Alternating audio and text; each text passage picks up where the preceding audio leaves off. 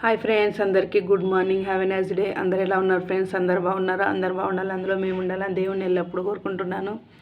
అందరూ టీలు కాఫీలు టిఫిన్లు చేశారా ఫ్రెండ్స్? నేను ఇప్పుడే చేస్తున్నాను.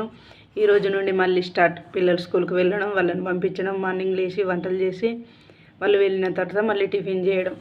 ఈరోజు టిఫిన్ వచ్చేసి ఉప్మా. చూడండి, ఉప్మా చేసిన. ఉప్మాకు కాంబినేషన్ మామిడికాయ పచ్చడి.